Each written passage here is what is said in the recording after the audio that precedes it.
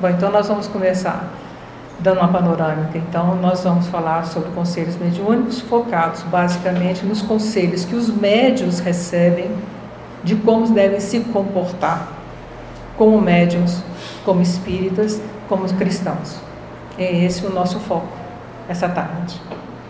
Então eu selecionei nesse folheto que vocês têm à mão e outros podem pegar depois, pequenos trechos de livros, seja Manuel Filomeno de Miranda, seja Joana de Ângeles por Divaldo, seja Emmanuel, seja o Livro dos Espíritos, o Livro dos Médiuns. Eu fiz uma coletânea que pudesse auxiliar todos quando voltassem para casa, ter uma panorâmica do que a gente tentou abordar aqui.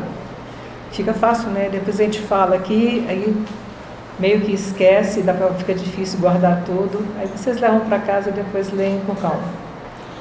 Eu vou então ler alguns trechos e fazer reflexões em cima desses trechos, ok?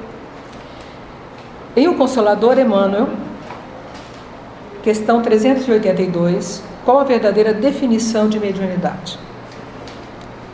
A missão mediúnica, se tem seus percalços e as suas lutas dolorosas, é uma das mais belas oportunidades de progresso e de redenção concedidas por Deus aos seus filhos misérrimos. Sendo luz que brilha na carne, a mediunidade é atributo do espírito, patrimônio da alma imortal, elemento renovador da posição moral da criatura terrena, enriquecendo todos os seus valores no capítulo da virtude e da inteligência. Sempre que se encontra ligada aos princípios evangélicos na sua trajetória pela face do mundo. Nós sabemos, e aí o Espiritismo nos coloca, a doutrina nos coloca, que todos nós somos médiuns. Todos, indistintamente. E foi colocado até pelo próprio irmão aqui, a respeito desse tema. Mas nem todos são espíritas, mas há umas religiões que usam a mediunidade em suas reuniões também, não é só o espiritismo. Mas nós usamos a doutrina, a orientação cristã, o Evangelho do Mestre e o Evangelho segundo o Espiritismo como nossa base de conduta, não só nós, estudiosos da doutrina, mas também aqueles que não só estudam, mas também aplicam em sua vida diária e na vida, no trabalho, junto ao centro, nas suas reuniões. Então, todos nós somos médiuns.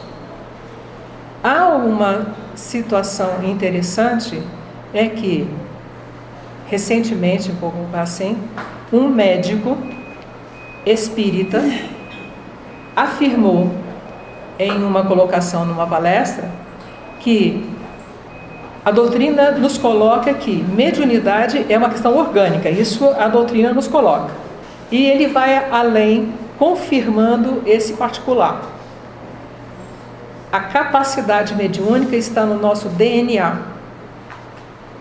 Então, isso confirma claramente, de uma forma muito precisa, de que realmente a mediunidade é uma questão orgânica. Então, somos todos médiuns, mas por que alguns agem de uma forma mais, como nós usamos na doutrina, exacerbada a mediunidade, e outros não? É uma questão da capacidade de cada um, ou até de ter aprendido a usar essa capacidade em suas vidas.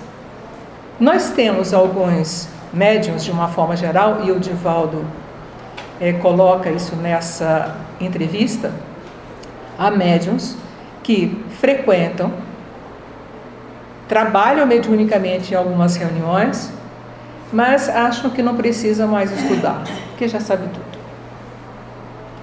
Essa é uma questão interessante, tão interessante que o Divaldo foi perguntado a respeito e respondeu.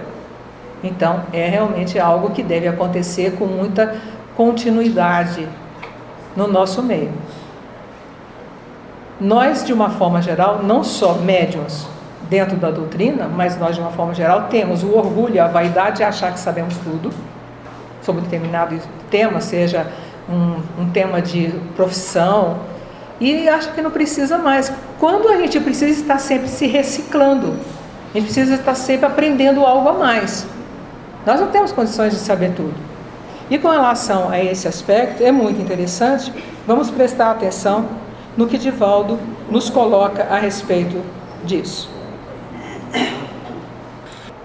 Há médiuns que só frequentam a reunião mediúnica e não participam de nenhuma outra atividade na casa espírita, nem mesmo estudo.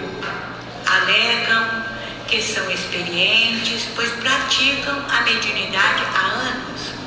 Alguns participam na reunião mediúnica, entre aspas, chamada de cura.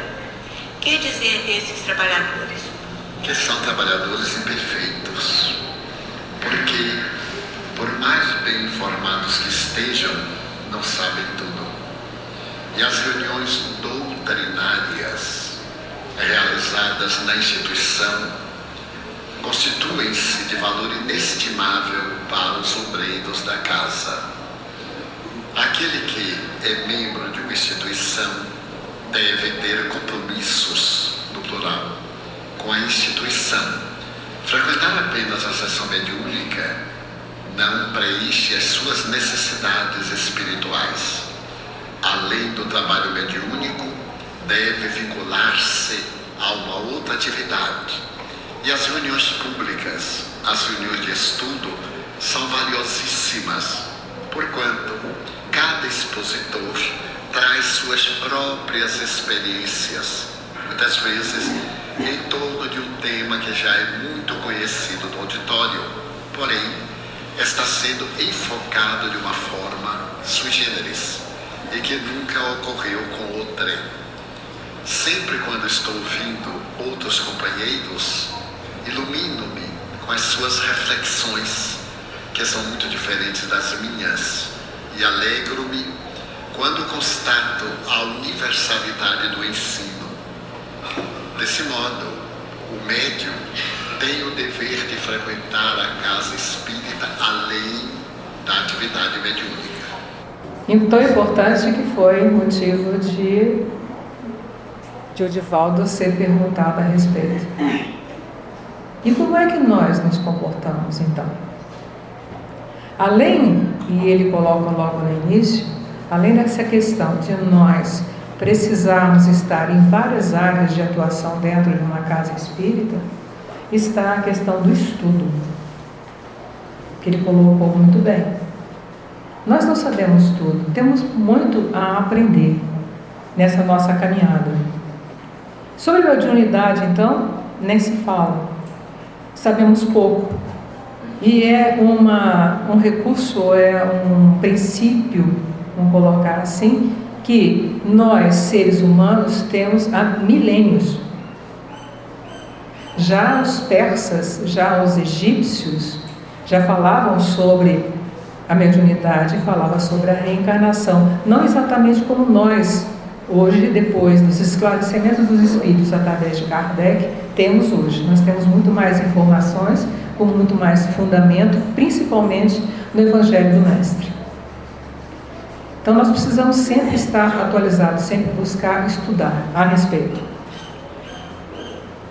Na questão 409, o Consolador, como deverá proceder o médium sincero para a valorização do seu apostolado? Olha que ele coloca, Emmanuel coloca que a mediunidade é um apostolado, é uma missão. Muitos de nós, aí eu colocando de uma forma bem ampla, consideramos ou imaginamos que a mediunidade é um presente, ou é uma benemerência, no sentido de ser, eu recebo isso aqui e sou melhor do que os outros, um engano nosso. Não vou dizer nessa casa, não vou dizer na minha casa, mas de uma forma geral, como se alguns, principalmente aqueles que não são médiuns, mas não são ligados à doutrina, nossa doutrina, se acham importantes por serem veículos de comunicação com o plano espiritual, quando na realidade é uma missão, é uma responsabilidade, porque precisamos saber como usar, e para usar precisamos de estudar. Se a mediunidade vista pela doutrina está baseada ou tem fundamento no Evangelho do Mestre, precisamos de conhecer o Evangelho do Mestre.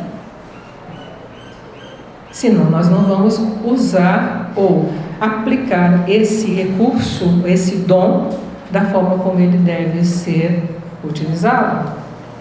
Que eu preciso sempre estar me referindo ao Evangelho do Mestre.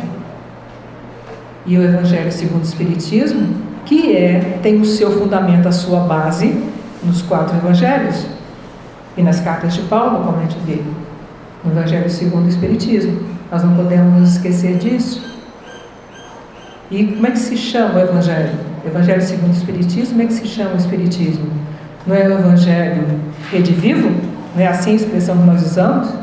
Então nós precisamos recorrer ao princípio de tudo, que é a voz, o exemplo que o Mestre nos trouxe há aproximadamente 2000 anos.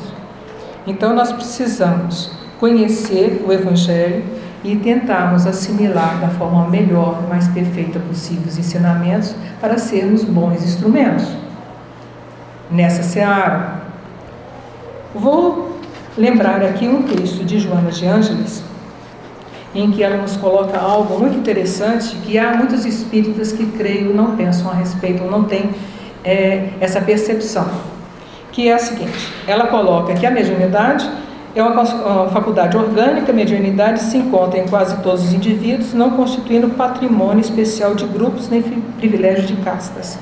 É inerente ao espírito que dela se utiliza. Já falamos sobre isso, não é? Médium é ser o indivíduo que serve de traço de união aos espíritos para que estes possam comunicar-se facilmente com os homens, nós, espíritos encarnados. Conforme acentuou o espírito Erasto no livro Médiuns, capítulo 22, item 236. Aí vem essa informação. Até aqui todo mundo sabia, né? Que nós todos somos médiuns, não é isso? Que nós somos médiuns porque nós intercambiamos informações do plano espiritual, dos espíritos, para as almas. Porque quando nós colocamos espíritos, são aqueles, e denominam espíritos aqueles que não têm corpo físico, não é isso? E alma são os espíritos, que somos nós, que estamos num corpo físico. Então, normalmente a gente só tem essa percepção. Não, o médium traz uma mensagem de um espírito desencarnado para que nós conheçamos o assunto e saibamos como nos orientar. Mas Joana de Ângeles traz a seguinte: todavia, entre os espíritos já desencarnados, médiuns também os há, que exercem o labor, facultando que entidades de mais elevadas esferas possam comunicar-se com aqueles que se encontram na retaguarda da evolução e recebam nesses encontros o auxílio, impulso estimulador a seu turno ascender.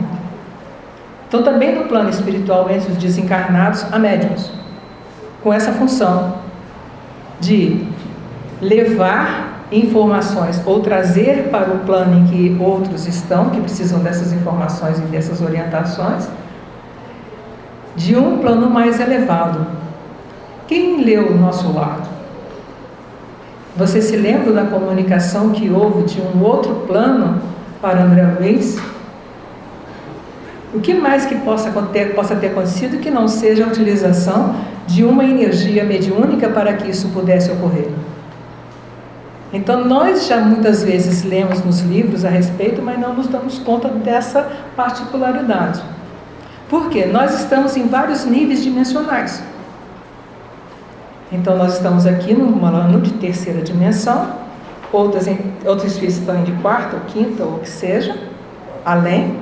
E o que acontece? Há intercâmbio de informações entre esses planos, e esse intercâmbio de informações é por utilização de médiuns, mesmo desencarnados. Mas vamos tentar focar mais nessa questão dos conselhos. Vaidade.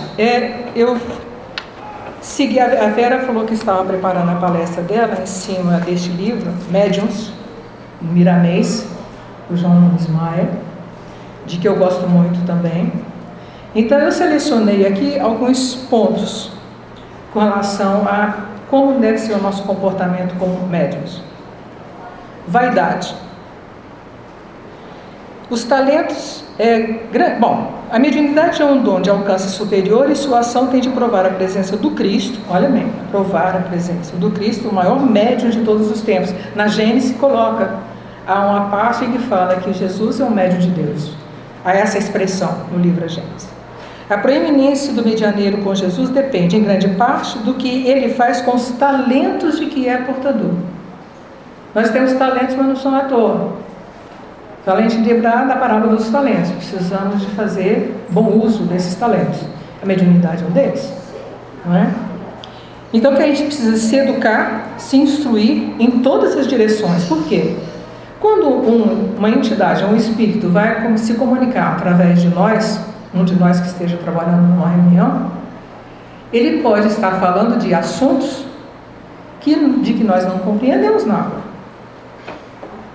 Mas se nós procurarmos estudar, nós vamos ampliar nossa capacidade de compreender melhor aquilo que está sendo repassado, para que a gente possa transmitir da forma mais fidedigna, mais fiel possível. Então é importante que a gente estude o máximo que a gente puder da nossa capacidade e das nossas oportunidades.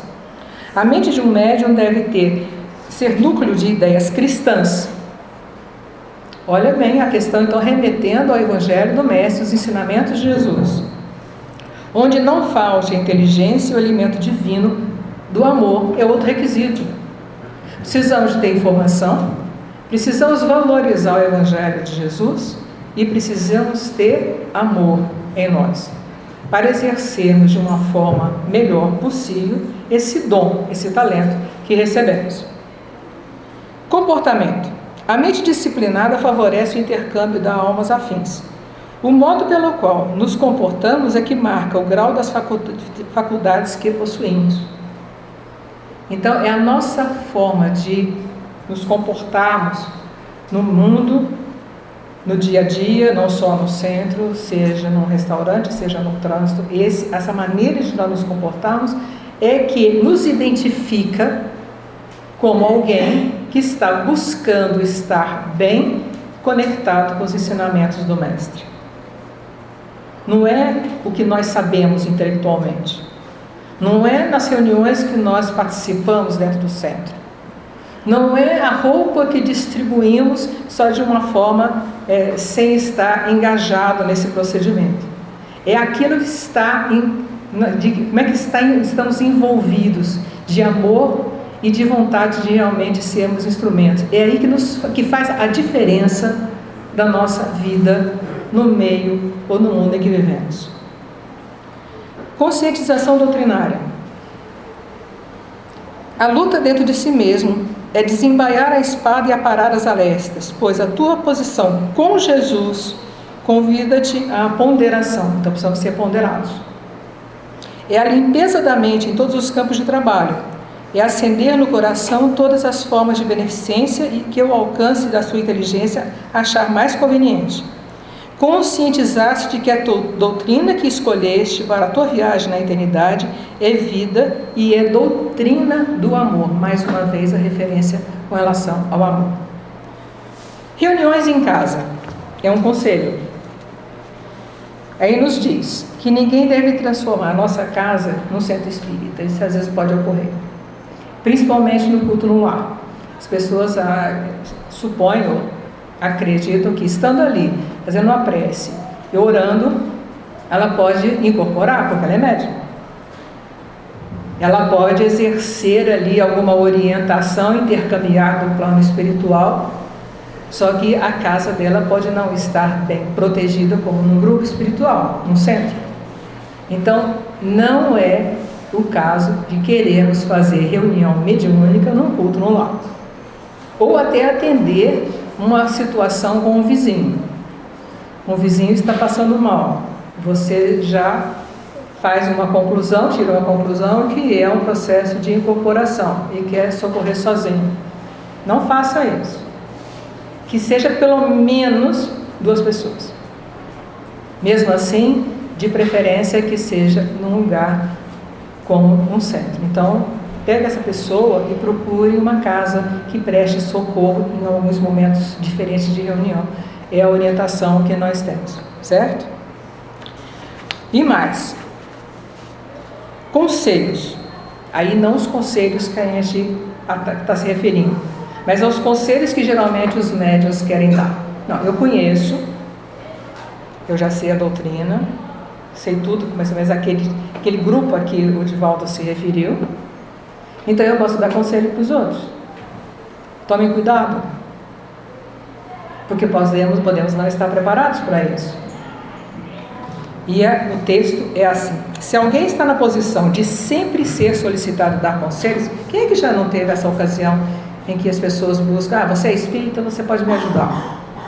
Não é explicar sobre o Evangelho, não é isso. É dar conselhos sobre a vida do outro. A pessoa, o que eu devo fazer? Como é que eu faço assim, assim? O que eu devo fazer se acontece essa ou aquela coisa comigo? Mas sempre baseado nos estudos. Isso. Apoiado naqueles ensinamentos que a doutrina nos traz. Né? Pois é, mas muita gente quer... Isso. Mas muita gente quer dar conselho. A gente conhece, né? Às vezes a gente mesmo tem um ímpeto de querer ajudar o outro por carinho, por amor. Mas a gente tem que tomar muito cuidado. Porque não é assim.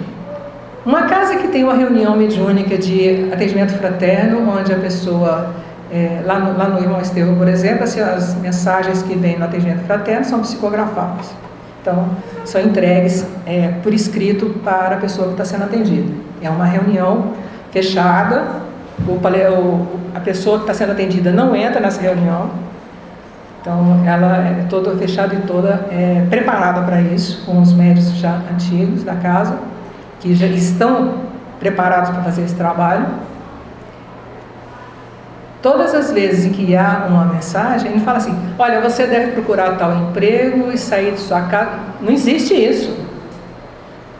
Leia um livro tal, ou assista um filme tal, não é? Ou vá assistir uma palestra de tal pessoa que vai acontecer em determinado momento, em ocasião ou lugar.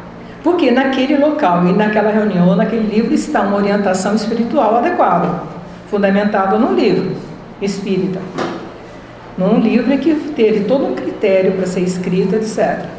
Então tomemos cuidado com os conselhos que damos. Vamos ser ponderados, vamos nos perceber bem. Até onde eu posso ir? Eu posso dar um abraço, não é? Eu posso sugerir uma leitura, mas eu não devo sugerir uma ação de mudança de comportamento que seja radical ou que mude totalmente a vida daquela pessoa de uma forma até leviana. Eu preciso de estar como médium, como estudioso da doutrina, estudioso do Evangelho, preparado para ajudar de uma forma consciente e muito ponderada. Mas eu não devo dizer para a pessoa, porque nenhum espírito de luz vai me dizer o que eu devo fazer. Então vamos nos focar naquilo que os grandes mestres fazem. Não que a gente consiga ser como um mestre, mas a gente deve pelo menos tentar aprender com eles qual é o comportamento que a gente deva ter.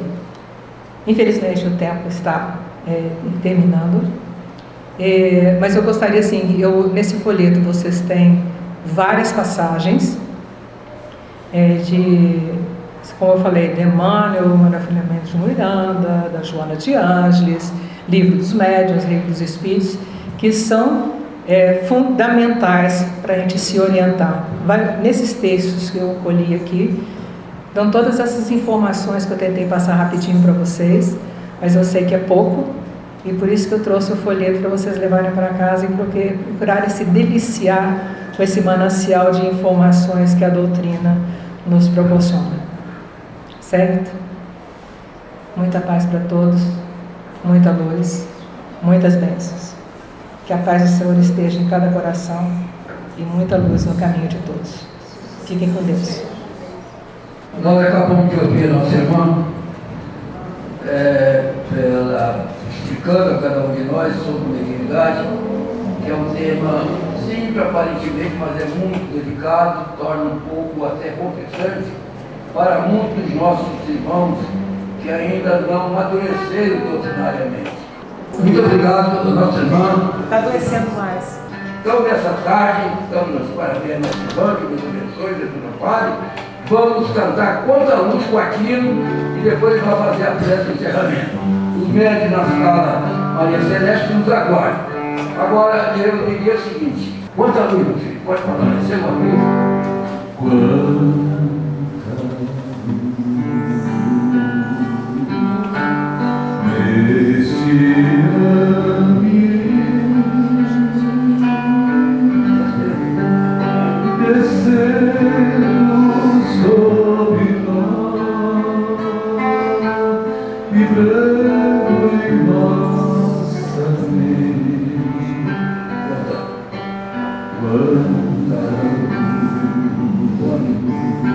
Quando assim cresce, como a alma cresce aos olhos de Jesus. Quanta luz, quanta oração, a voz do Mestre fala ao nosso coração. Quanta luz desceu sobre nós, quanta luz,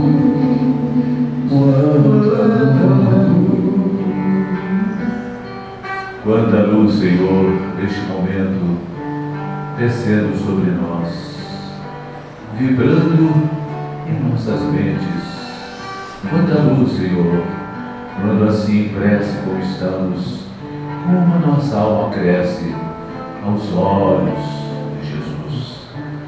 Quanta luz, Senhor, quanto em oração como estamos, nos rogando, nos pedindo, a voz do Mestre fala ao nosso coração.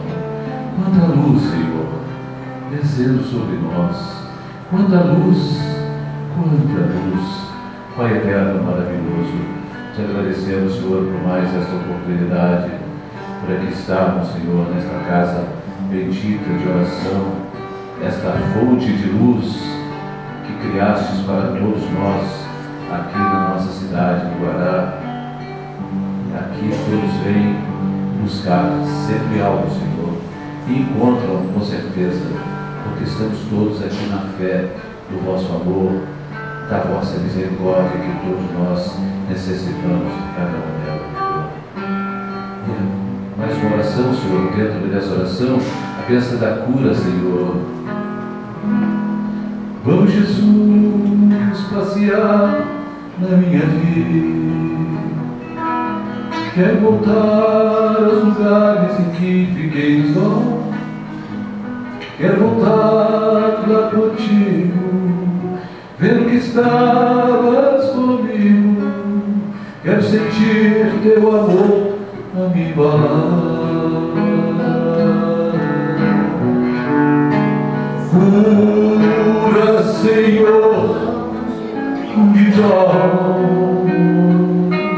Cura, Senhor, vem aqui. Cura, Senhor, onde eu não posso ir.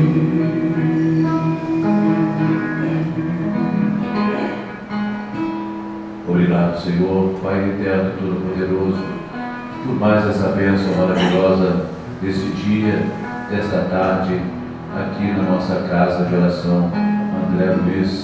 Agradecendo, Senhor, pelas presenças também dos irmãos da espiritualidade, os irmãos mensageiros, os irmãos que sempre aqui acorrem também em busca de auxílio, em busca de ajuda, em busca de aprendizado. Por todos eles, Senhor, nossa gratidão. Por todos, Senhor, que todos nós sairemos daqui de hoje muito melhores do que chegamos, e com aquela esperança viva em vós, Senhor, de que todos os nossos problemas serão realmente resolvidos, todos os nossos males serão curados. A sua fé, o nosso amor, a vossa misericórdia. Obrigado, Pai Celestial, que assim seja. Com essa música e com essa prece, nós possamos declarar, como declaramos, encerrada a primeira parte do salão, transferindo toda a atividade da tarde da Sala Maria Celeste aos médicos que nos aguardam com todo carinho, com todo amor, com toda a sua fé, para amenizar o nosso estado emocional.